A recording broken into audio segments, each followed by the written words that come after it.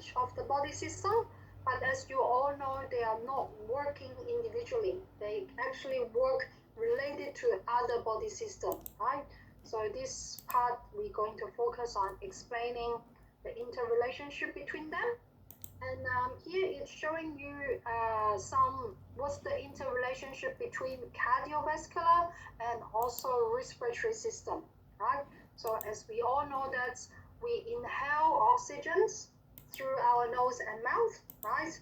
The oxygen goes to our lungs and also our lungs to exhale, helping us to excrete and exhale the carbon dioxide. But when the air goes into our lungs, and then it will our lungs to filter it and bring all of those oxygen to our heart as well, right? So the oxygen will go into our blood, and then it helps our blood to transfer into our whole body. So actually the lungs, actually the respiratory system and the cardiovascular system, they work together. Okay, so the oxygen is delivered and also carbon dioxide is removed. And also the oxygen will get into the blood. That's why we call it as oxygenated blood, right? When the blood with full of oxygen, they can easily transfer and go through our whole body, right? That is about this. And also our lymphatic system and also immune system, as we have already mentioned earlier, they always work closely together, and it produce and release the white blood cells, right? You remember the white blood cells is helping us to against and detect any microorganisms or against any infections. Then that help us to destroy the infections or the microorganisms. And the digestive system and also the excretory system. So as we know, the food we eat goes down to our stomachs, break down the foods, and it goes to the small intestines and large intestine and help us to excrete. We pass it out all the unnecessary waste, right? So that is how they're working together. And also the endocrine system and the nervous system. So these are linked together through our hypothalamus. Hypothalamus is in our brain, okay, sits in our brain. So this organ is control our behavior, including our emotionals and stress response. That's why some of the elderly people who is suffering in dementia, there's one type of dementia that is causing interruption with the person's emotions, right? For example, the person could be really happy in a couple of minutes before, and after a few minutes, they can be really angry and really upset, etc., right? Because their behavior has been changed and due to the hypothalamus. And also the endocrine system and our reproductive system, as we all know, as we mentioned, it is the endocrine system to produce different type of hormone.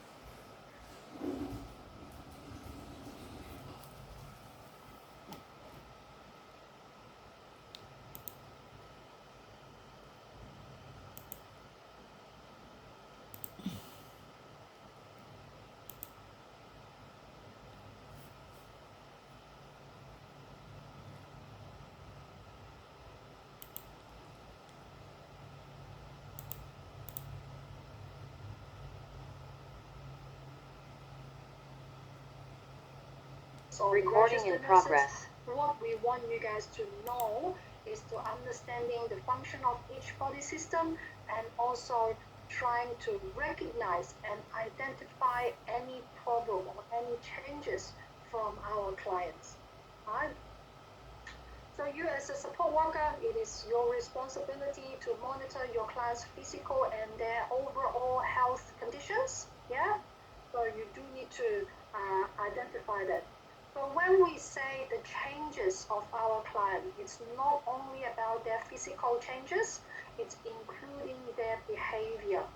If they may have some behavior changes, we would say that could be one of the alerts or signals or symptoms for us to realize that it may be something wrong with our clients' health conditions, because that may change their behavior.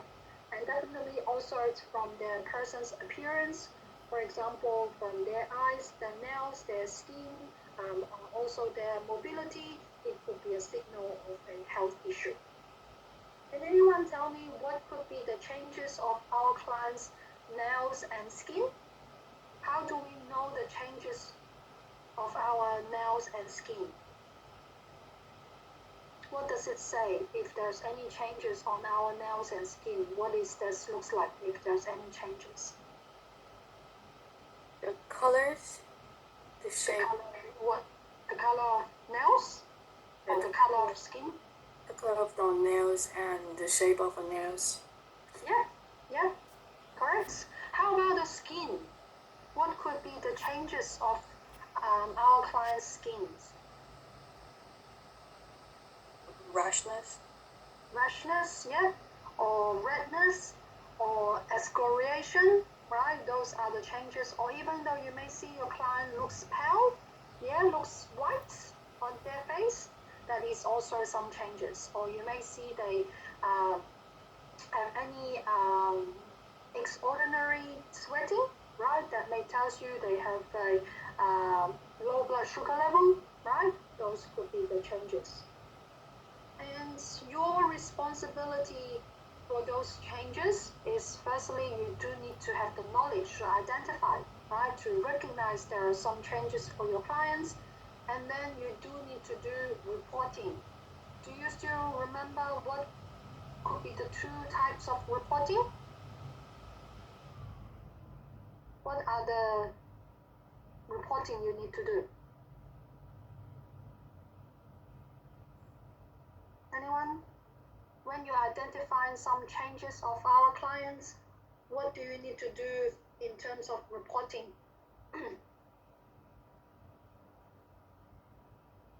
Come on. report it to our supervisors and authorities. Okay, so that is the first type. What is the other types of reporting?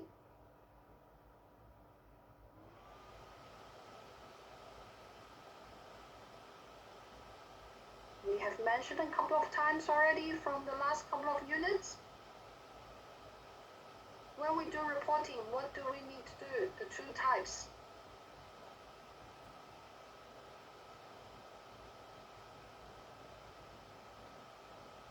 How about for the student who never ever answering the questions? Anyone remember? Corvina?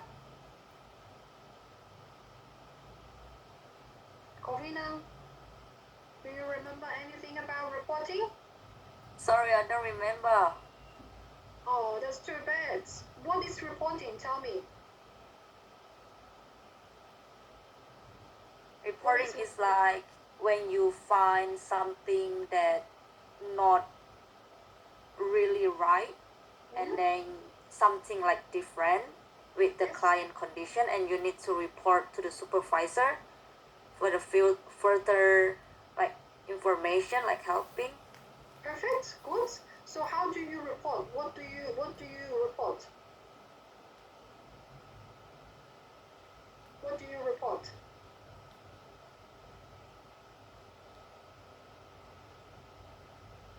Where is she? I'm here, but I'm thinking. Okay. So Sorry.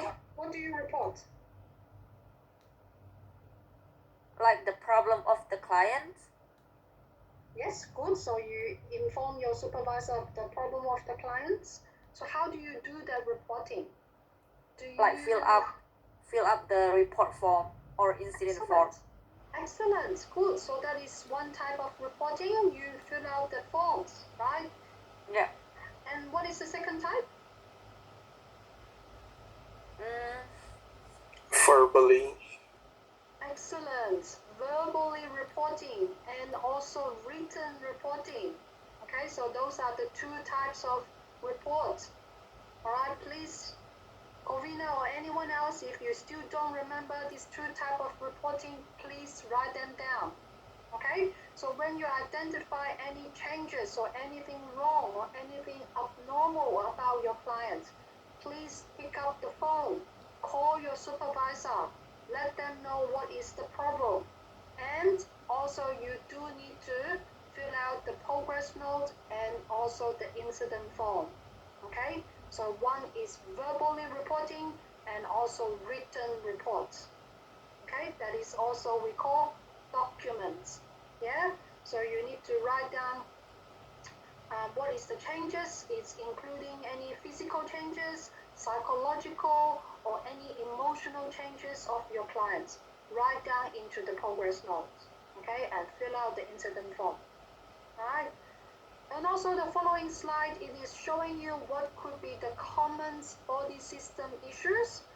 Like we have mentioned to you guys when we discussing each individual systems, we have briefly discussed it, but here is showing you a bit more detail. So I think the first key term I would like you guys to write it down, it's called continence. Do you guys know what continence means? Or incontinence? Do you know these terms? That is also one of the medical terminology we use a lot of times. Like diaper. Diaper, that is a type of incontinence aid, but I'm asking what it means for continence and incontinence.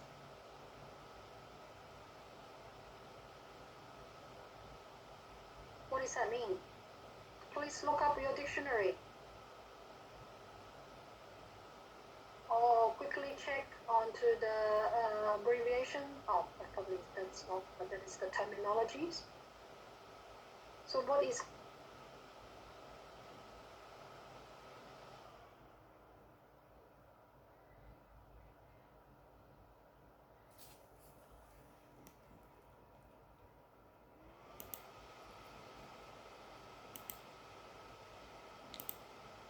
issue of controlling their bowels and their bladder?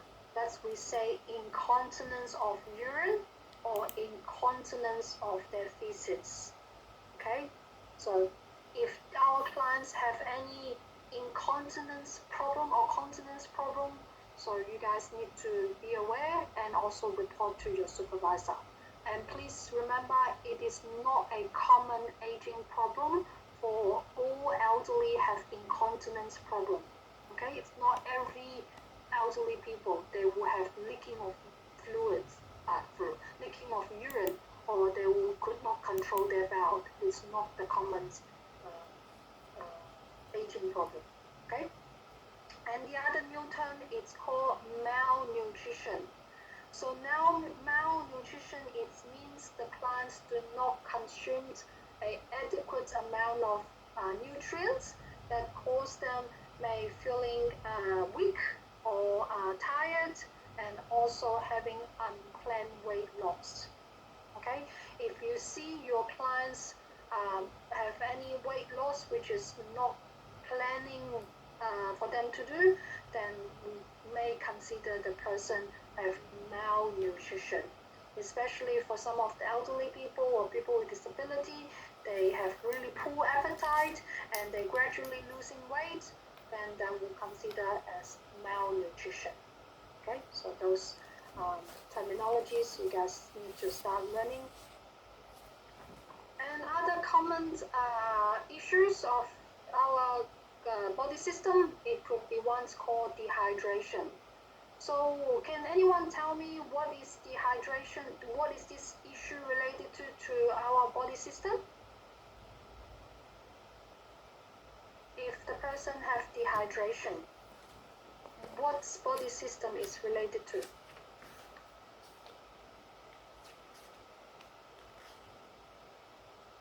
Anyone? Digestive system. digestive system, correct. And sometimes that would also relate it to our integumentary system as well. You all easily see if the person is become dehydrated, their skin will be really dry, their lips are also dry as well, right? And they are not, and it's related to our urinary system, right? When the person is dehydrated, they have no urination or really small amount of urination, and also their urine could change their color, right? Normally our urine should be light yellow color. If when they are dehydrated, their urine color will become dark, right? So that it's dehydration. And also weight regulations is something like if your clients lost appetite or they maybe have constipations, that is also or weight loss that will related to weight regulation. And oral health. Oral health is about our mouth, our lips, and our gums, right? So we want to make sure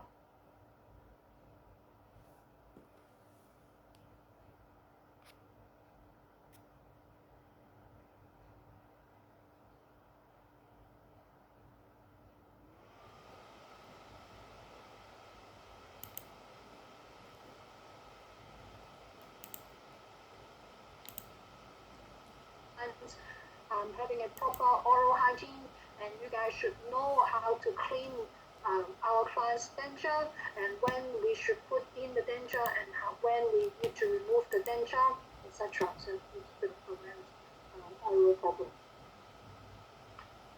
And also the other common issues for our body system, it's about the appetite regulation. Some of our clients, especially for the clients with dementia, they will just keep eating. They don't recognize their food. They will just keep eating or keep asking for food. Or some of them, they just haven't had their diets, but haven't had their meals, but they just feel like they're already full. Right? So they will have appetite regulation. And the following term, I would like you guys to write it down and remember, it's called dysphagia. Do you guys know what dysphagia means? This is another medical terms. Do you know what dysphagia means?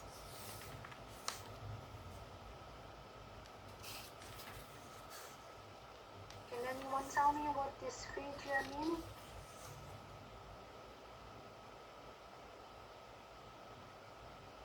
Check your dictionary or Google it.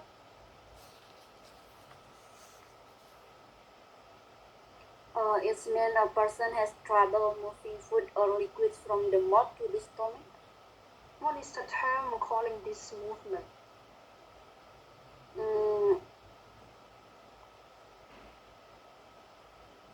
Swallowing difficulties, like it's hard to swallow. Correct. So dysphagia, it is the terms to describe difficulty of swallowing. Okay, so dysphagia, it is a medical term to describe difficulty of swallowing. So in the future, if the doctor mentioned, oh, this person have dysphagia, so you can expect that the person would have difficulty or may need some assistance with swallowing. Okay? If you see your clients have pain while swallowing, or they have inability of swallowing, or even though they are drooling their saliva, right?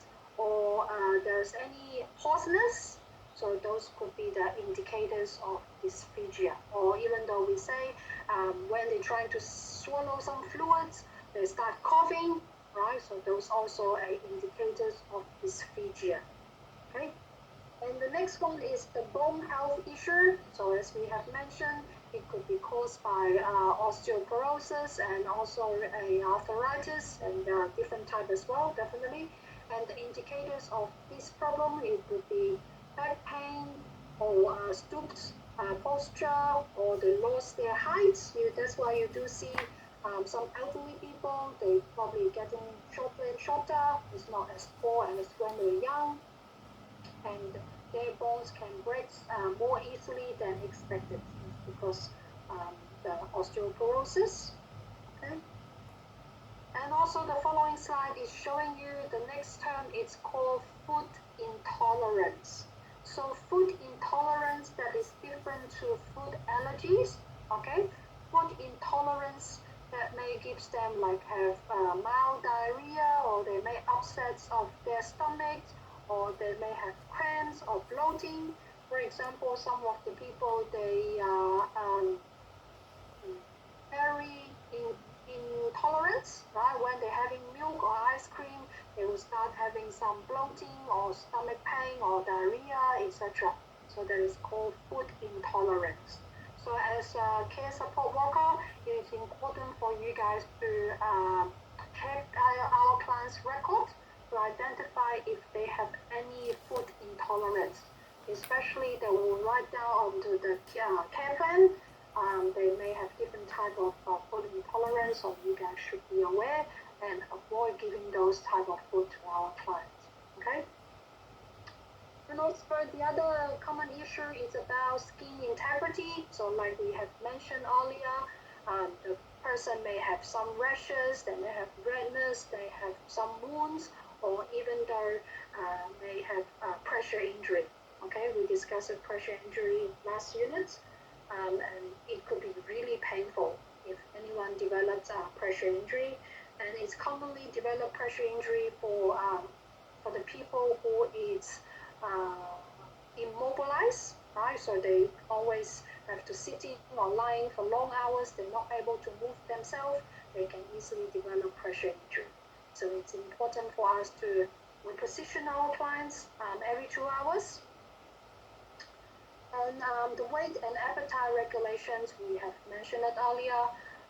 The people with disability find it more difficult to eat healthily. So if you guys in the future support our clients working in disability, so we do need to look for any food with high fiber, so they can easily digest it and absorb it, and you can avoid constipation as well.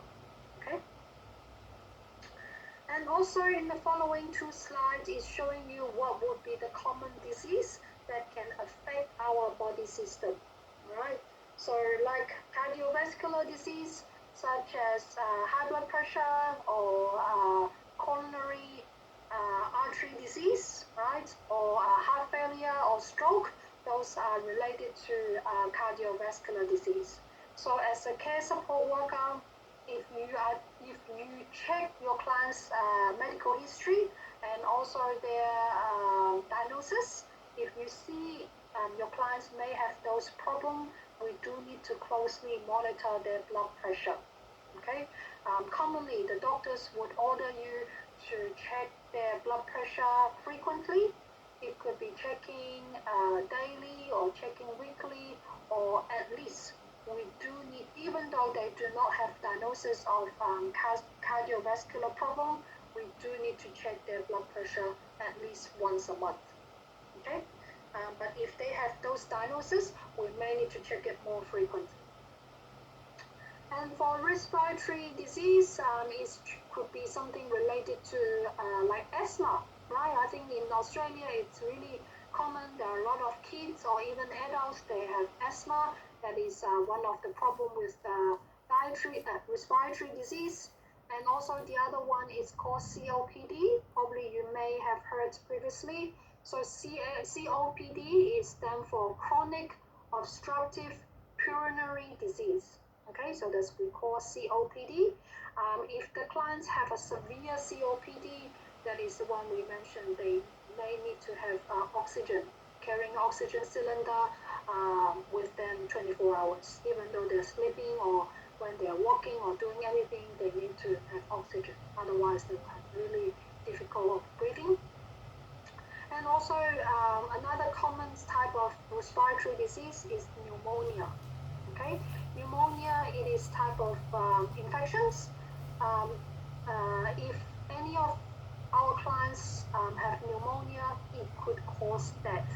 Okay, so it is really important for us to make sure you report to your supervisor if you identify your clients. For example, they have gargling, right? When they're breathing, they're wheezing, or they decrease their consciousness, or they have showing difficulty of breathing, so please let your supervisor know.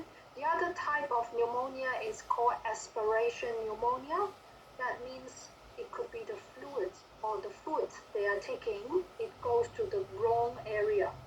The fluid can stay in the person's lung, right? Instead of going to the stomach and going to our produce urine, it may go to the wrong area, which is going to the lung. If the lung is start building up the fluids, it could cause aspiration pneumonia, and that can cause death. Okay, that's why when you're feeding your plants, you need to make sure they sit straight up. Okay. And the other common disease could be the digestive disease. Okay, the example could be some irritable bowel syndrome, or they may have gastro-osteoporosis reflux disease. That is, they reflux with their stomach acids to their airways. It can cause burning to their airway. Alright, so and also it may cause some ulcer onto their stomach as well. So we do need to always keep an eye on our clients. And also this slide is showing you that the neurological disease. So neurological disease is including such as Parkinson's disease. Probably you guys have already heard Parkinson's before. It causes tremor, right, on their hands and on their legs. So that's why they do have imbalance. They can easily have a fall. Multiple sclerosis, that is, they will have difficulty of movement, and also their arms and legs is really stiff, right? And also epilepsy. Epilepsy is can cause seizures, right? You can see there the shaking like this. That is due to neurological disease. And the common endocrine disease is, like we mentioned, such as diabetes, thyroid disorder, or adrenal disorder. Okay? And renal disease, it could be such as chronic kidney disease or kidney stones, right? Especially for some of the adults, if you don't drink enough of water, you can easily develop kidney stones. It could be really, really painful, okay? And also it could develop urinary tract infections. Okay, that's why we say encourage. And even though all of us, we need to drink plenty of water a day. Right? And also musculoskeletal disease. It would be some problem affect our muscles, bones, and joints, such as if you still don't remember how to write or spell osteoporosis or osteoarthritis or rheumatoid arthritis. Those are different types of disease of musculoskeletal problem. Okay, so the last one, osteoporosis. This is how it's spelled. Okay, osteoporosis, osteoporosis. Okay, so those are the common type of disease. So at least you're familiar with their name and you know what it looks like. That will help you to understand all of those medical history. Okay. And also another common problem for our body system, it could be pain and discomfort, right? Even though for us, we are young, we still sometimes suffering in pain. If you cut your fingers, that will cause pain as well. So here is showing you the two types of pain. One is called acute pain. The other one is chronic pain. So acute pain means really short period of time, short duration. So it's, for example, the surgery wounds, operation wounds, right? You went for operation, you have a cut during the operation. That wounds, we would say that is acute pain. The pain caused by the wound, it would be acute pain, because normally you will get recover, or the wound would be healed in probably a week or 2 weeks, right? So that is in a short period of time. But some of the pain, it could be be chronic. Chronic means a longer duration, a long period of time. For example, arthritis pain. Okay, it may last for years or many years. If it's more than 3 months, if the pain still there, we will say that would be a chronic pain. Okay, some of the elderly people, they have arthritis on their knees, on their shoulder, they will have years and years chronic pain. Okay, so at least you remember that is the two different category of pain, acute and chronic. Right? So like fever, including acute pain. Fever? Yeah. Fever, it doesn't cause pain. Fever, it is increasing our body temperature.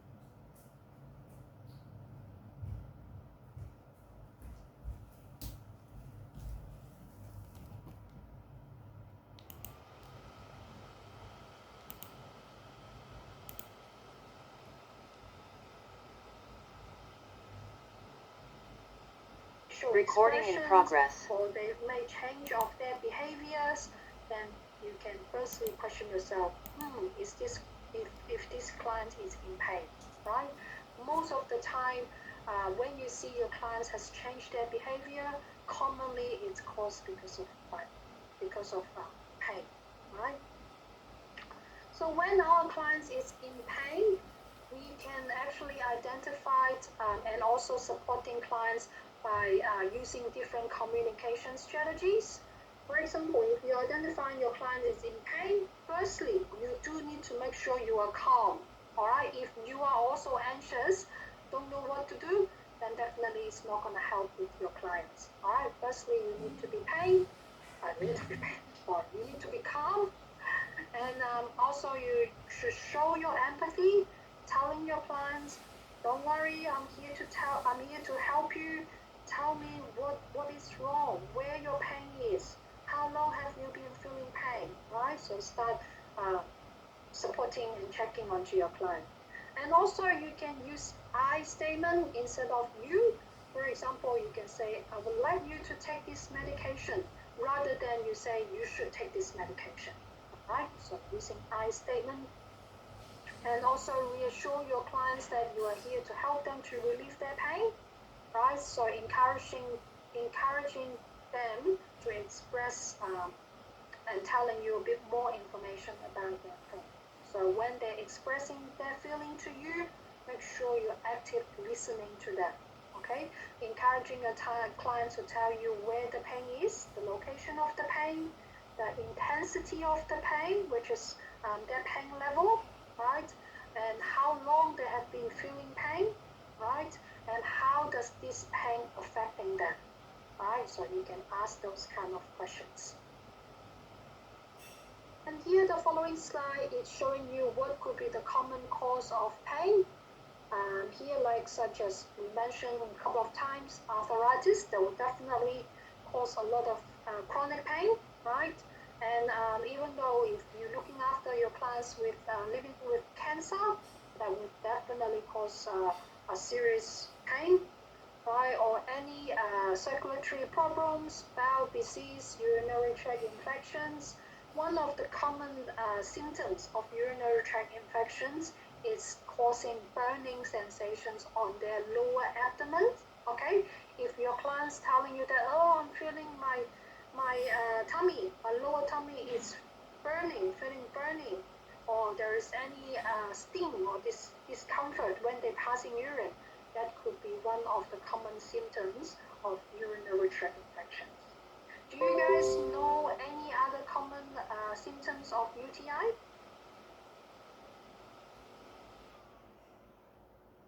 Anyone knows what could be the other common symptoms of UTI?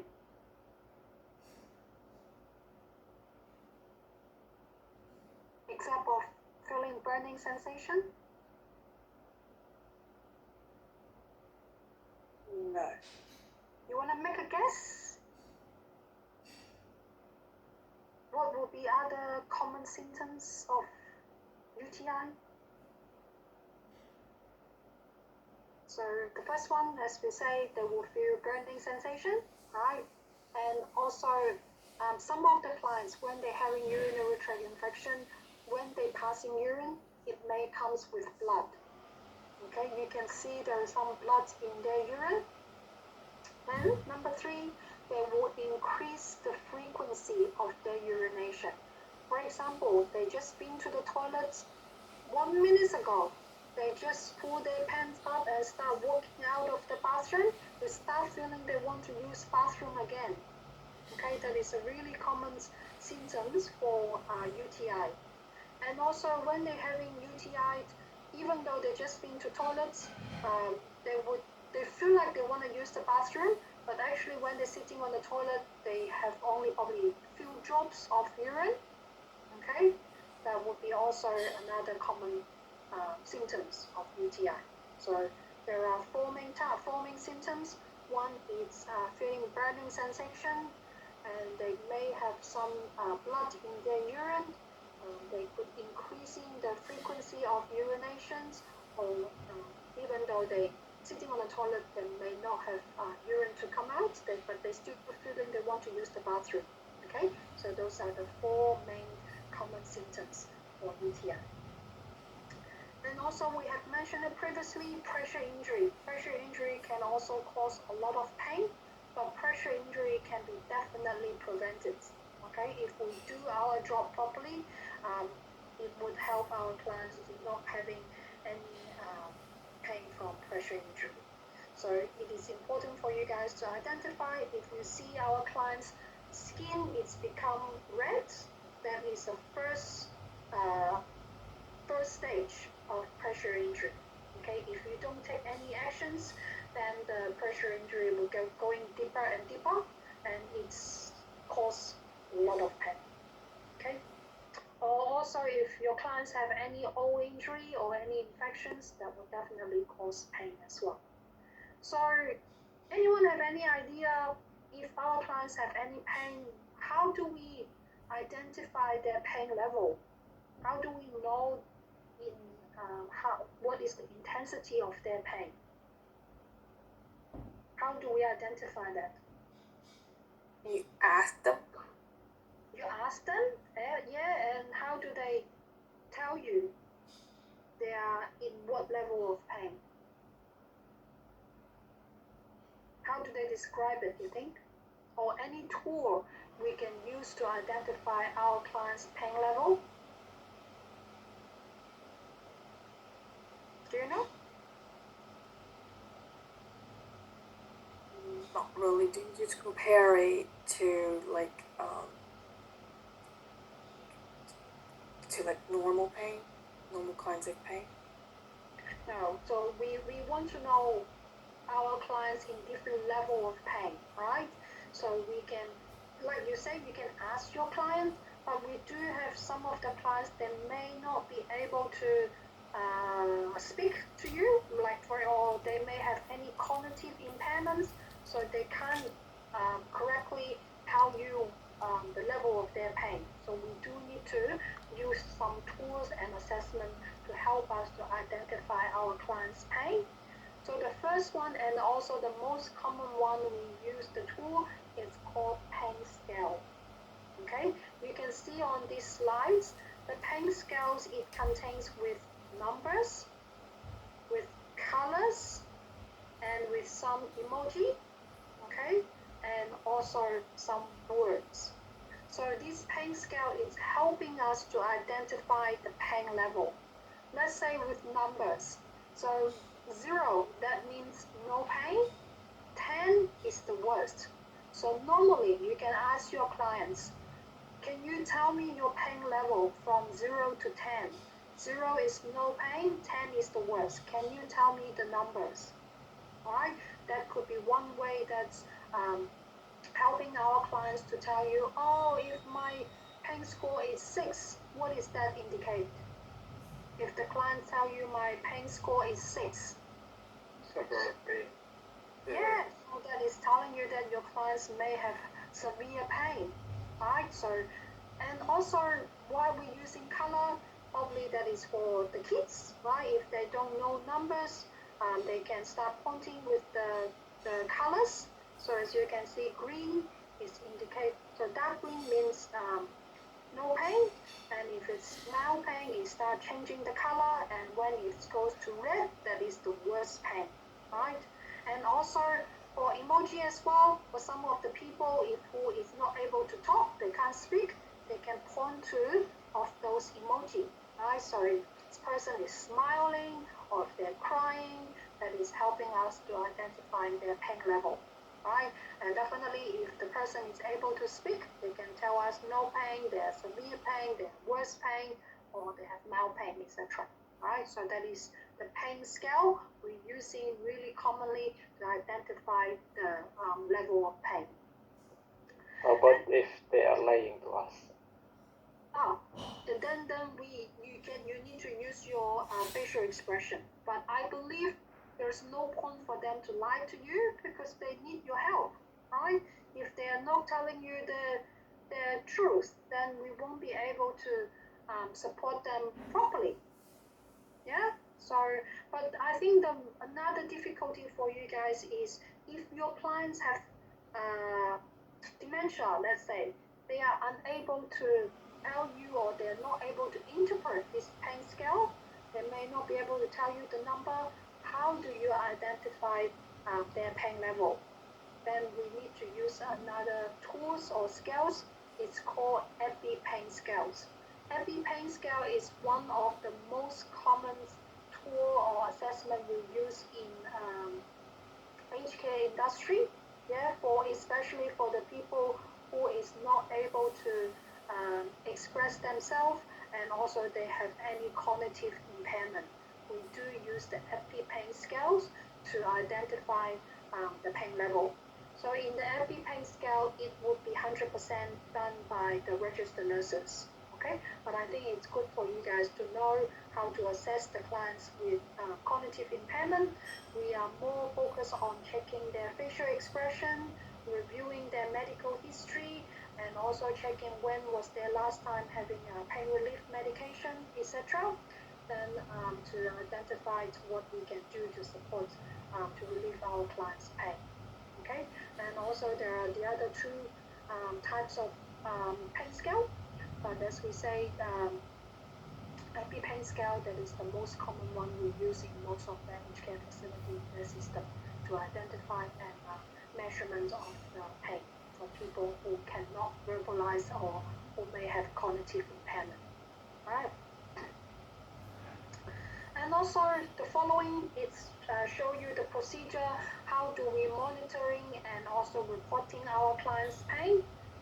Like John mentioned that we do ask the clients and we also encouraging our clients to self-reporting.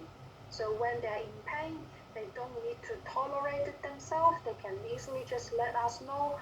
You can pass those information to the supervisor so the registered nurse can give them some pain relief medication according to what doctors order, right?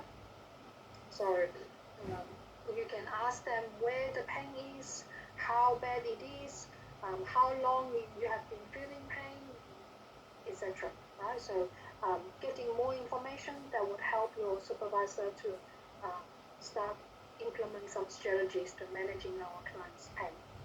And also, like we have mentioned earlier, if your clients have difficulty of communicating their pain level, so you do need to closely observe their behaviors, such as their facial expression, or if you see your clients become restless, they can't sit still, keep walking around, banging things, or start have any abnormal behavior that could be caused by pain.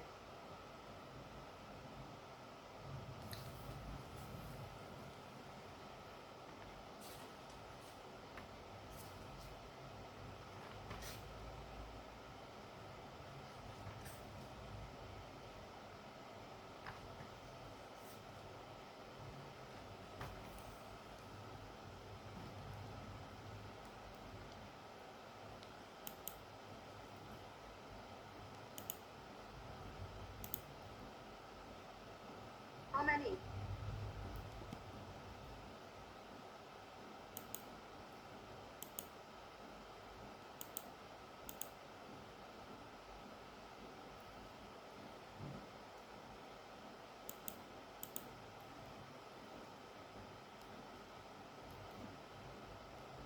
Recording in progress. 11. 11. Excellent, that's correct. So what are the 11 body systems we have discussed? Cardiovascular, Cardiovascular, respiratory, respiratory, lymphatic, lymphatic, good, reproductive, reproductive, urinary, urinary, right, nervous system, nervous system, skeletal, skeletal systems, musculoskeletal, right? What else? Now is 7.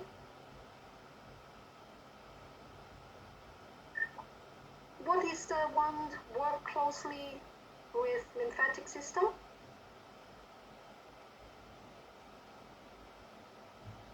Which body system work closely with the lymphatic system? Nervous system. No. Which system help us to fight with the infection?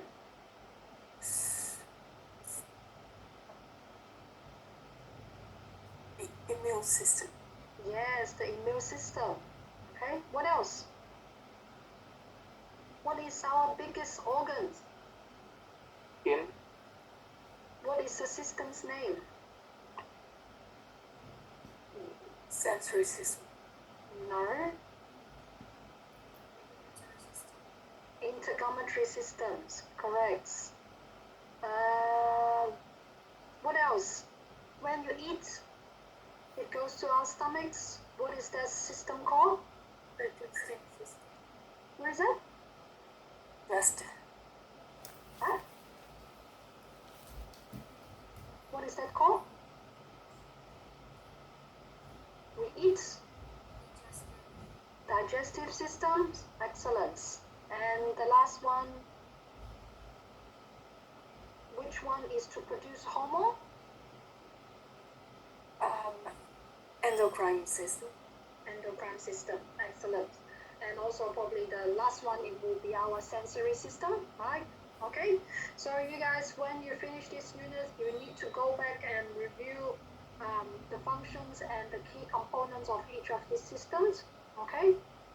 So let's we move to part 2. Please show you guys. Part 2 is going to discuss how do we support our clients to have a healthy body function. Okay.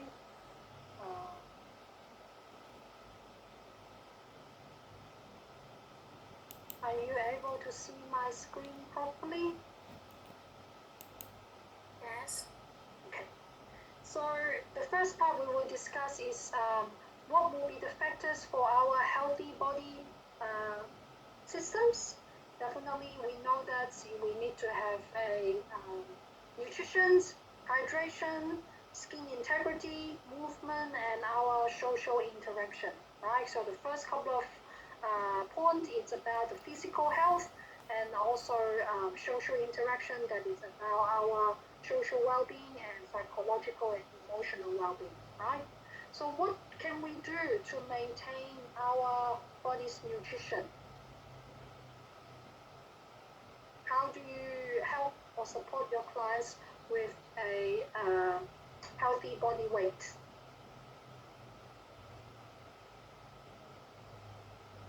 Anyone? What do we do to maintain our nutrition? It's easy. To eat. Only 2 words: to eat. If you're eating junk food, it doesn't mean that you have a Good diet. Good diet. Yeah. What else? Sport Drink, activity. drink many of water. Drink plenty of water. Yes. Having healthy, balanced diets, right? So he is showing you some of the ways that to maintain our body's nutrition and hydration. So make sure we drink plenty of water. So here it say at least 6 times a day, but it depends on each time how much you drink, right? But we say it's better to have 2 liters of fluid a day, especially if it's in summer. So because we are easily to sweating, so it's more important we drink more fluids. Okay, and also we avoid to having too much alcohol and coffee, right? Because if we drinking excessive alcohol, that will definitely damage our liver. Okay, and it's okay to have coffee every day, but not to have too many, right? You probably have 1 or 2 cups of coffee, but if you have like more than 5, then too much, right? And also we need to eat water-rich foods such as cucumber, tomato, Spanish, watermelon, etc. That will give us enough nutrition and hydration. Okay, and also nutrition and hygiene. We mentioned that we do need to have a proper hygiene. So when we talk about hygiene, it's not only about having shower, okay? That is about our personal hygiene, and oral care, that is about personal hygiene. But we also talk about environmental hygiene, domestic hygiene, and also food hygiene. Can anyone tell me what would be food hygiene? What is food hygiene? Food safety.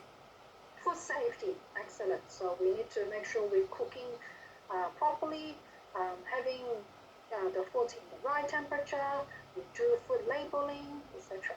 Right? And environment, in terms of environmental hygiene and domestic hygiene, so you know we need to have fresh air, we need to make sure there's no clutters, no rubbish, no dust in our living area, etc. Right? And also it's important for us to have proper oral hygiene, okay? So especially when you're supporting elderly people and people with disability, we do need to check on them if they have any oral infection, do they have any ulcer, cold sore in their mouth, or if you see your clients may have difficulty of chewing, or they may decrease any appetite, right? You should firstly check their oral health. They may have some problem, or sometimes denture could cause some pain or discomfort in their mouth. So we do need to definitely cross-check. And I would like you guys to watch the following video. It is showing you why it is important of oral hygiene for our elderly people and what is your responsibility in terms of oral hygiene. Okay? That video is from the Aged Care Quality and Safety Commissions.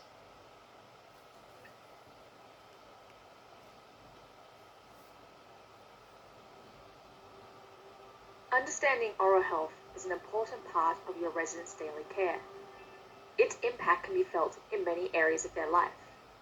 With With the right knowledge and skills, you will be I able can to see. support I cannot residents in see daily oral health. the video. Cannot. With good oral health, Video. How about others?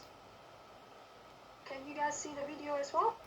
Oh, Audio sorry. is good, but picture just stop. Oh, okay. Let me try again. Audio is good, but the video stopped. That is weird. Let me try again.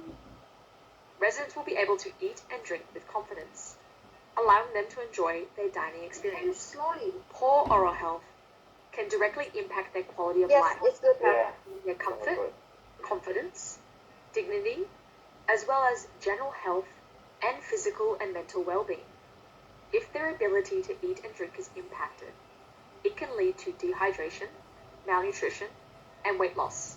It is even linked to an increased risk of heart disease, stroke, aspiration pneumonia, and dementia. People with diabetes are at particular risk of developing mouth condition, with slow healing and higher risk of gum disease and tooth loss. Each resident is different. Check their needs, goals, and preferences to optimize health and well-being. Understanding your role will help in ensuring residents get the care they need. Providers should be clear it is an essential part of regular care and ensure staff have the necessary knowledge and time to support residents. What information do they need to know? Where can they find it? Do they have the knowledge and resources to support residents? You must have policies and procedures in place to help effectively manage supporting your residents' health, and you must be able to oversee that it is happening in practice. This includes ensuring oral health is being performed routinely and as expected, and an oral health practitioner is readily available. Encourage your staff to take an active role in daily oral health of residents in their care. The role of staff is vital. You can make sure residents feel supported. To prevent oral health decline, you should support residents in their daily oral health care activities. This includes brushing teeth and taking care of dentures. You may encourage residents to brush their teeth or dentures on their own, help with the cleaning of their teeth or dentures, or prompt or set up toothbrushes for them to use. Each resident is unique. You must recognize and act on oral health issues straight away to ensure a high quality of life for your residents. By working with residents in the delivery of their care, you can empower them to have a choice in how it is delivered. Remember, residents may not be able to tell you when something is wrong. Know, look, act will help you to recognize and respond to the signs of poor oral health. Know the signs. Bad oral health can impact residents physically, psychologically, socially, and behaviorally. Are they experiencing any pain or discomfort from their teeth or mouth? Are they embarrassed? Have their eating habits changed? Do they have bad breath or unexplained bleeding from their mouth? Are their dentures loose, uncomfortable, or missing? Look and identify the issue. When you see signs of bad oral health, ask to look inside the affected resident's mouth to identify the issue. You can use an oral health assessment tool and act by contacting an oral health practitioner. Follow through when you spot the signs. This means getting them in touch with an internal or external oral health practitioner to help manage the issue and improve their oral health. You can access oral health resources, including fact sheets, posters, and webinars on the Commission website, or call the Food, Nutrition and Dining Hotline at 1-800-844-044. You can also learn more on ALICE, the Aged Care Learning Information Solution. Remember, supporting good oral health is an important part of daily care activities. Okay, so this video is showing you what is the responsibility for all care worker and also the aged care provider. They must truly supporting the clients with their oral hygiene. Okay, as I mentioned previously, I do see that a lot of staff, they are just helping the clients for showering without supporting our clients for oral health. So that's why you do, when you seeing other residents, you do realize that they have probably bad breath. Okay, and that can definitely embarrassing them to have any social chats with other residents or even with their family member, and it can cause some oral infections as well. All right, so it is important for us when you do your job, do it properly. Okay. And also, we can do different diagrams to support our clients for their health. So you can see, like, we can arrange some physical exercise for our clients, or those exercise can be done with the physio or physio aid, or you can just generally taking your clients to the courtyards for walking, or taking them to the gardens or park, or even though it's doing some activities indoor, right? So letting them to moving their arms and legs, etc. So that would help our clients to maintain their health. And the following part is to showing you how to evaluate the body system affects our health functioning. So as you know, for our body regulations, there are different parts to identify if we have any problem. The first one is temperature. We need to check the person's temperature. We can identify, for example, the person may have fever, they may have infections. It could be identified through temperature. And also the other parts for body regulation is the fluids and electrolytes balance, right? As we say, if the person is dehydration, then they may need more fluids. And also we can check on the person's pH level. So as you know, in our body, the normal pH level, it would be around 7, right? If too much acids or alkalines, that will causing some other problems as well, right? And the other signs and signals that we can check if we have any issue of our body, that is easily to identify from our body, our blood pressure. Okay, so as we say, it's BP. Can anyone tell me what is a normal range of our human temperature? What is a range? Okay, range means you have more 2 numbers. So from 35.5 to 37. 35.5. No, it goes down to 35. That would be something wrong already. Yeah. 6.5 to 37. Sorry, what was it? From 36.5 to 37.5. correct. Yep. So our normal body temperature for adults, okay, it is 36.5 to 37.5. That's correct. So if you see when the temperature changes, so our body is easily would have raising or lowering the skin hair, right? When we are hot or when we are cold, right? So that is you can see the hairs on our arms is standing or it's lowering, and definitely when we are hot, we will start sweating, right? To cooling our body down. And also when we are hot, it's widening our blood vessels, right? And if it's narrow our blood vessel, that is to restrain our blood pressure, right? So when we are cold, when we're feeling cold, your blood vessel is actually narrowing, right? When we're feeling hot, it is widening our blood vessels. And also when we talk about a fluid balance and electrolyte balance, as we have mentioned it earlier, our kidney is one of the function is to filter any toxics and also produce urine, right? So actually urine is part of the fluid balance. If our body has difficulty of excreting urines, that means your body will have excessive fluids that can cause swelling, right? You may see a lot of elderly people when they have heart problem, they can easily developing swelling problem in their body because they have difficulty and they have problem with passing out unnecessary fluids. So they build up the fluid in their body, it causes swelling, right? And also, if it's electrolytes balance, it means there's some different types of minerals in our body. Here I'm showing you some examples such as sodium, potassium, and calcium. So we do need those minerals in our body. So we do need to make sure our electrolytes level. So here we're showing you the normal blood pH. It will be from 7.35 to 7.45, right? So it still remain natural.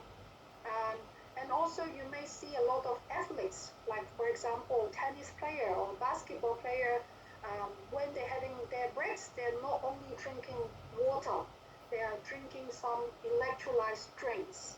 Because those electrolyte drinks, they do contain some different minerals that helps them to boost their energy back, and it's build up their electrolyte level and also their fluid level. Okay, so that's why if there's any of the clients, they may have dehydration or they have sunburns or when they are or sunstroke, then it's good to not only giving them water, it's better to give them some electrolyte drinks. Okay. And the following part is showing you the body waste eliminations, right? So when we talk about the body waste, it's not only about urine and feces. Actually, when we are sweating, it's also excreting or eliminating our body waste, right? So there are a lot of dust, oil that we can get it out of from our body by sweating, right? That's why we do have sauna. When you go to sauna, you're sitting in the steam, in the hot airs that is helping us to open our glands in our skin, right? So we can get rid of oil and dust on our skin, right? And also our lungs. Our lungs, it also help us to get rid of the waste from our bloodstream, right? For example, like we have mentioned, the carbon dioxide, which is we don't need, so we can get rid of it. And also our liver. Our liver is playing really an important role to help us to get rid of the body waste. That's why we say if the person drinking too much excessive alcohol, that will actually damage our liver function, right? So we cannot, we'll probably will have issue of getting rid of the toxic as well. Okay. And the following is our kidney. So we have mentioned it earlier. The kidney is get rid of the waste, metabolic waste like our urines and our small intestines and our colon. That is also helping us to excrete those undigested foods and also our feces getting out of our body. Right. And last, it's about our blood pressure, right? So it is important for us to maintain a normal blood pressure. So as you may know, blood pressure, they have two numbers. The upper numbers we're calling as systolic blood pressure, and the lower number, it is we call diastolic number, okay? Diastolic blood pressure. So here on the screen, I'm showing you already the normal range of a blood pressure for adults, okay? So for us, young adults, normally our diastolic blood pressure is from 60 to 80, the lower number, okay? And also the higher upper number, systolic blood pressure, is from 90 to 120. So if we say the person with high blood pressure for elderly, let's say, okay, elderly people, if they have high blood pressure, they may start from 140, 150, and I do see some of the clients, their systolic blood pressure is up to 190. If they are up to 190 or even 200, they have really, really high risk of having stroke, okay? So that's why we do need to monitoring our clients' blood pressure. Please write it down, this normal range of blood pressure. You can probably check your self blood pressure, or even probably helping your friends or your parents checking their blood pressure. If outside of those range, then I'll recommend them to probably they need to see a doctor if they have any problem with their blood pressure. Okay. And also the following part is to showing you guys how do we do to protect infections. But firstly, you guys should know what would be the common signs of infection, which we also briefly discussed it earlier. Um, some common symptoms, signs of infection, such as fever. If the clients may have, let's say, urinary tract infection, right, UTI, sometimes it would bring the temperature up. They will definitely feeling exhausted, they're feeling fatigued, they're feeling tired, or they may have any swollen lumps or legs and arms, right? Or they could feeling mild headaches, or they even having nauseous and vomiting, especially for gastroenteritis infections, right? They will start having nauseous and vomiting and even though diarrhea. Okay. So what can we do to prevent infections? If you are feeling unwell, please stay away from your clients. That's why we say if you are sick, even though you just have mild cough or you have a headache or you have nauseous, please do not come to work, okay? And let your supervisor, if during your work time, if you're feeling unwell, let your supervisor know. You can have a short break, or your supervisor will probably let you go home, because we don't want you to transfer or transmitting any infections to our clients, right? And make sure you always wash your hands properly, okay? As we mentioned, hand washing is one of the most effective way to prevent infection. So before and after you contacting the clients, or before and after you start doing the procedures, or before you go for your lunch, after you're using toilets, etc., please wash your hands, okay? And wash your hands with soap and water. Do not just rinse your hands a few seconds under the water. That is not going to help, all right? And make sure you clean thoroughly. You have proper personal hygiene, and we do need to disinfectants the equipment we use. And also don't forget, if you have to support any clients living with any clients with infections, make sure you're wearing the PPE. Do you still remember what PPE stands for? We probably mentioned it in the first units. Personal protection equipment. Thank you. Excellent. So PPE is stand for personal protective equipment. So we do need to use PPE to protect ourselves and also to protect our clients as well. Okay, so those are the ways that could help us to prevent infections. And you guys also mentioned it earlier, to maintain a healthy body functions, we need to do some physical activities, right? So when we talk about physical activities, there are two types as well. So please write it down or take a screenshot. One type is active exercise and also passive exercise. So active exercise is performed by the clients with volitional control. That means, for example, they can go for running, they go and playing balls or tennis or basketball or whatever, those active exercise. Passive exercise, it means perform without volitional control. For example, we can just have a hydrotherapy, or just swim in warm pool, or just even though you're not swim, you're just staying in a warm pool, or you're doing any leg extension exercise, or you're doing deep breathing, right? Or even though doing meditation, that would be a passive exercise. Okay, so we do need to combine these two, and helping our clients to having a healthy body functions, to doing physical activities. Okay, even though for us in our daily life, we should always doing active and passive exercise. And a lot of research showing that even though doing passive exercise, that would also help us to managing our stress, right, and control our emotions.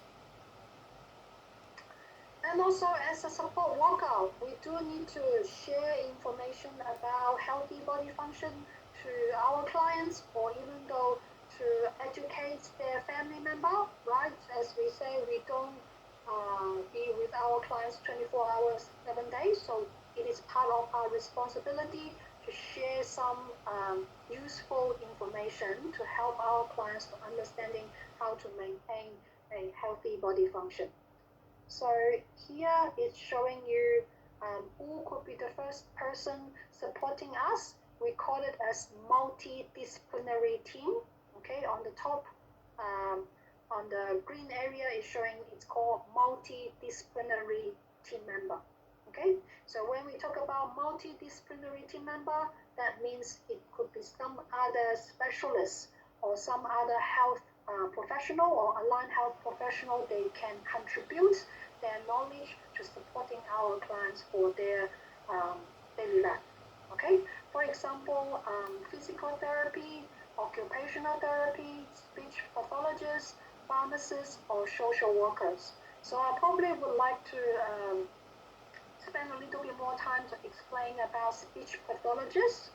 So speech pathologists, they are playing a really essential role to supporting our clients who has difficulty of swallowing. Okay, which we say is the clients with dysphagia. As we know, if the person has difficulty of swallowing, they can easily have choking, right? So that's the time we do need the speech pathologist to review the diet, the type of diet for our clients. For example, if your clients have start choking or start coughing, then we may need to downgrade their diet, texture of diet from normal diet to soft or minced diet or even puree diet. That will easily for our clients to swallow. And in terms of fluids, they can have from normal fluids such as thin water to jelly, right? So they can easily for them to swallow without causing choking or coughing, right? So speech pathologists, they are not only helping our clients for their speech, for talking, they could also help us to identify the texture, modify the texture of diet for our clients, for them safely swallow. Okay. And also the multidisciplinary team member could be including the chaplains or rehabilitations counselor. So chaplains, it could be working in the hospital or working in the aged care facility. They're providing some counseling supports or prayer supports to our clients, right? If they, especially they have any religions or they may need some supports with dealing stress, etc. So they can talk to the chaplain. Okay, and it is important for us to work with aligned health professionals, which is like we mentioned, the multidisciplinary team member. As we say, we are not working alone. We always work with the whole care team. So the care team is including you guys as a care support worker, it's including the registered nurse, it's including the doctors, but also including some of the other aligned health professionals, such as the physiotherapists, speech pathologists, dietitians, occupational therapists, etc. Right? So when we work with the aligned healthcare professionals, make sure you review our client's care plan, right? After the physio review or the dietitian review, they will always document their recommendation in the progress note, and we can update into the client's care plan. And also, if it's necessary, we can ask our doctor to ask the GP to send a referral for our client to see the aligned health professionals.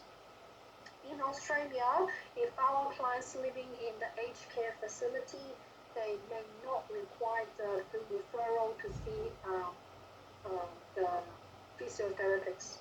Okay, most of the aged care facility, they do have a outsourcing services for physiotherapy. So we can just the nurses, the registered nurses, or some of the senior care staff, they can send a referral directly to the physio without the GP doing a referral. Okay. So once we identify our clients may have some care needs that require recommendation from our any aligned health professionals, so we do need to contact the appropriate specialists, right? So for them to come and support our client as well. And also, as a care support worker, you do need to deliver support according to what the aligned health professionals recommended. Okay. And also, if you see any problems or any issues, for example, some physical issues, like we're showing you on the screen, if your clients have any vomiting after receiving medications, or they may decline or refuse to take any particular medication or treatment, or decrease appetite, or they have fever, or they have bruising, or they slower their body movement, any of those physical changes or concern, please let your supervisor know. Okay, and also document it in the progress note, right? That are the two types of reporting, you remember? So those on this screen, those are the examples are really common for elderly people and people living with disability, right? And also, what do you need to do in terms of escalate the concerns? So you do need to know what is the specific concern or changes for your clients. It is because of their vomiting, or because they have diarrhea, or because of they have fever, right? You can't just tell your supervisor, oh, John is feeling unwell. That is not good enough. Okay, you do need to report the specific concern or the changes of the clients. And also, you can see if there's any signs or manifestations that you can identify. For example, your clients change their skin color, or they may become unconscious, or they have swollen on their legs, etc. Telling what could be the signs. And also, you do need to take some immediate actions to make sure your client's safety. For example, if your clients, if you see your clients have flashes, redness on their face, probably you can start checking their blood pressure. They may have high blood pressure. After checking, report it to your supervisor as well. What is the reading of the blood pressure? Or if you know your clients have diagnosis of diabetes, check their blood sugar level, etc. Right? And report those particular concerns or changes to doctors as well. And we do need to update those changes into the individualized plan, which will be done by the registered nurse, but you do need to inform registered nurses. Okay? And also, we do need to identify and report the changes in the person's health status. So that's we say you guys need to identify those changes and recognize, and then we report it to the supervisor. So firstly, you do need to regularly check on your clients, okay? Regularly, it's talking about you may need to check your clients every hour, or let's say their blood pressure, we need to check it every month. We need to weigh our clients monthly, except they may have special order from the doctor. They may want us to check our clients' body weights, let's say daily, weekly, fortnightly, right? Otherwise, we should check our clients' weights monthly. And also, we need to regularly check our client's physical body, right? For example, when you're supporting your clients for showering, so check if there's any changes of their skin, if there's any wounds, any abrasions, any changed colors, changing their nails, etc. Right? And talk to the clients and ask them to share what they feel. Right? Sometimes there are some mild changes you may not be easily recognized, so encouraging your clients to let us know if they feel anything unwell. Right? So once they tell you, we do need to complete the reporting according to your organization policy and procedure. But commonly, what you need to complete, firstly, it is the progress reports. Okay, as we mentioned previously, progress note or progress report is kind of your client's diary. So every day, whatever you've done for your clients, or if you observe any changes of your clients, you must document it into that particular client's progress note in their profile. Okay, and also complete the incident report. If they have any wounds, they have bruises, they had a fall, they have a cut, they have challenging behavior, etc. You do need to complete an incident form. And also the other one is called critical incident report. Critical incident report is something like if your clients have choking, if your clients have suddenly collapsed, they may have stroke, they have aspiration pneumonia, etc. That is really critical and really dangerous and it could cause death, then that you need to complete a critical incident report. Normally, the incident report need to be completed by the person who identified the changes or the issue.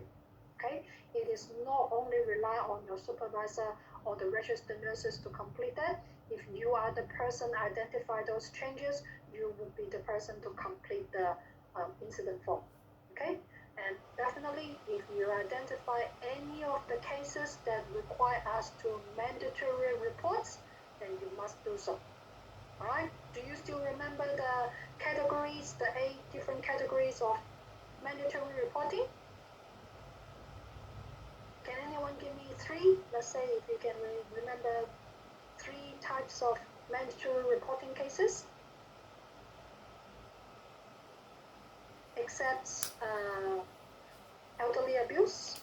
Any other type of cases we do need to report it by the law? Come on, guys. We discuss it before we start this unit. What are the 8 categories?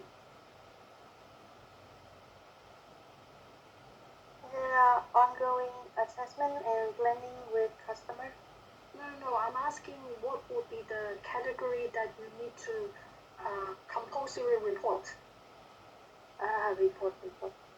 Yeah, so mandatory reporting. What are the cases we have no choice, we must report?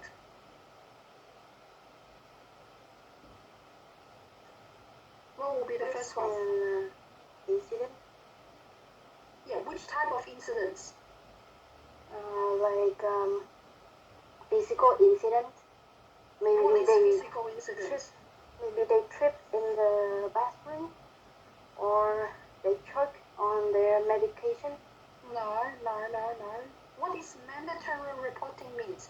What you have just mentioned, yes, we do need to inform our supervisor, but by law, the legislation saying that in those 8 category of cases, we have no choice, we must report immediately. And sometimes we do need to report to some of other authority as well. What are the 8 categories?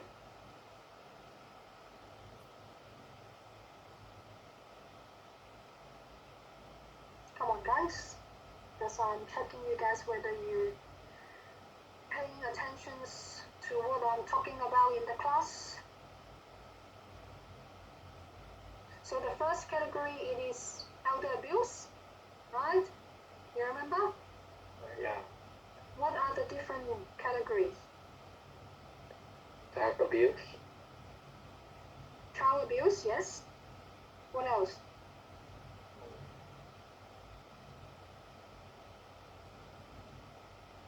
Harm or risk.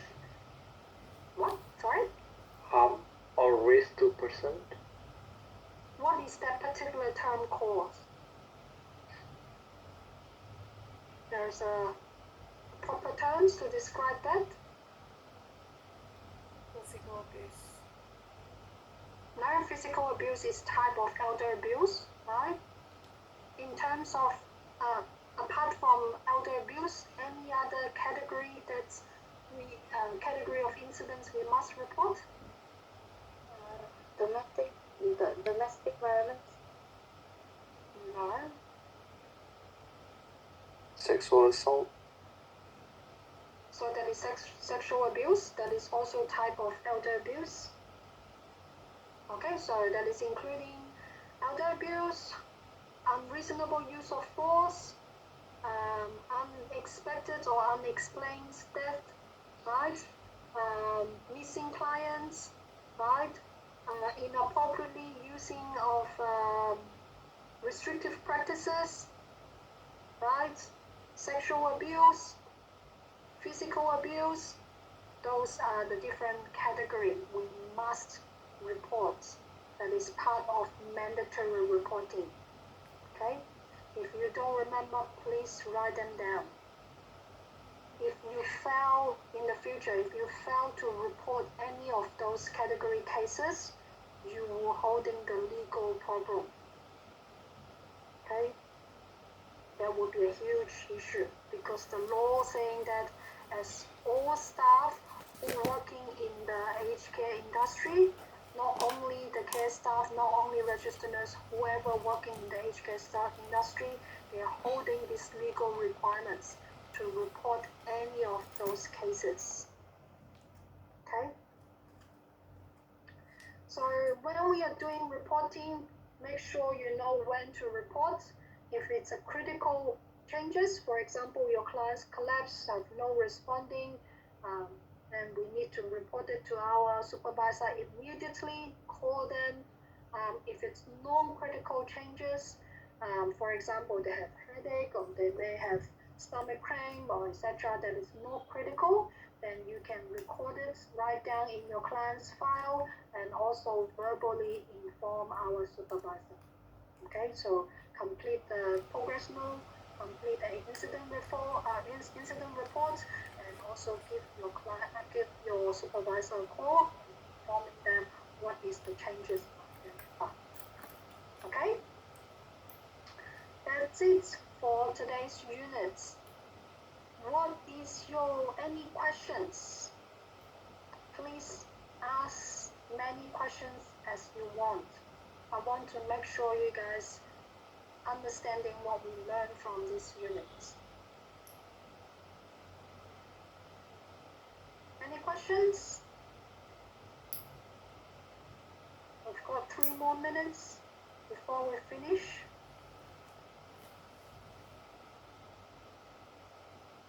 No? You guys are always quiet. From next week, I really want you guys to turn your camera on, okay? At least I can see what you are doing. Okay. There's no answering questions that much. I really feel like I'm talking to myself and I cannot see you whether you're understanding or not, or if you have any questions, no one responds me. Okay? So like the one I asking you guys to take a screenshot, that would definitely help you to answer the questions on your assessment book. Alright? Even let me know if you have any problem like doing your assessment book. I'm more than happy to help you. Okay? Okay. So before we leave you guys, I'll just do the roll call again. Let's see if I've got everybody here. Do I have Hadi? Hadi? No, he's not here today.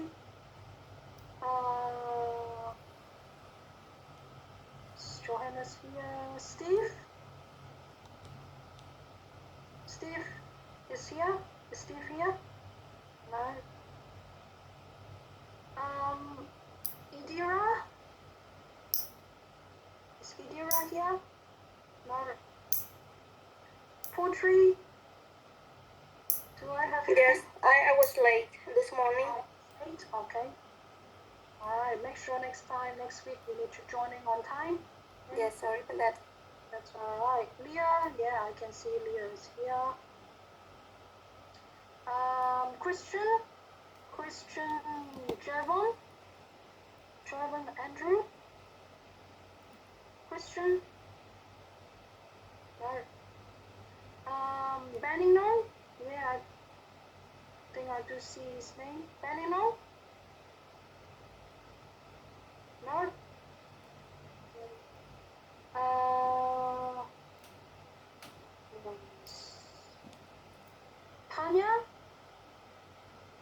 Tanya? No.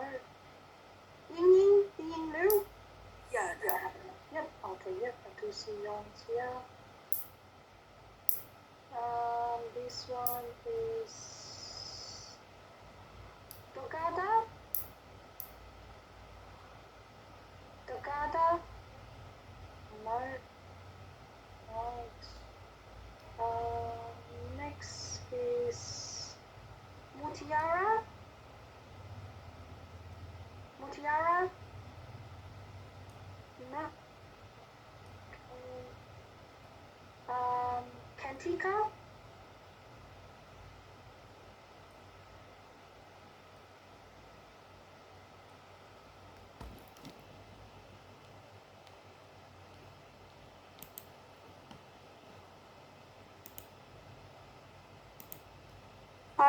Hi, sorry, I'm here. Actually, I think I might just like answer the roll call for someone else, like Audrey or something. So what is your name? My phone is Winful Cat. Oh, okay. So you Yes, answering. I was the one who answered earlier that I was late in the morning. Okay. So let me see which one you may answering wrong. Before Kristen Before and Leo. Christine and Leo. Christine and Leo. I think it was Andre Audrey something. Before Leo. No, I don't see anyone. Before Leo is Johannes, Steve, Vincent, Elsa, Indira, Putre. That's it. Maybe portrait, yes, because my Vietnamese name is Winful. I Oh, okay. So it's. asked him to pronounce, or I asked them to change to Audrey. Oh, okay. I mistake the portrait for my name. Alrighty, no problem. I'll get rid of this one. Sorry for that. Thank you. No, that's alright. Thank you for letting me know. And do we have Mayadi? Present. Yeah, thank you. Alright, perfect. Then I think the last one is Iwayan Andy or Iwayan. No. Alright, so I think I have already marked everybody. Thank you so much. Wait, Tracy, I noticed there's like lot of different Christian here, so First one is which one? Christian and Christian, right? Yeah, mine is Christian Jeffon Andrew. Oh, okay. So let me mark those. And how about Darwin? Yeah, I have already marked you, Darwin. Don't worry. Linda, yes, I have already marked you. I just cross-checking for those I haven't marked in the morning to make sure they are also joining. I think I already checked everybody. All right. Thank you so much for today. Please, as I remind you guys, do some revision and self-study at home. All right, then I'll see you guys again next Wednesday. Yes, you. Thank you. Thank you. Thank you, Tracy. Thank you. Tracy. Bye. Thank you, Tracy. Bye bye.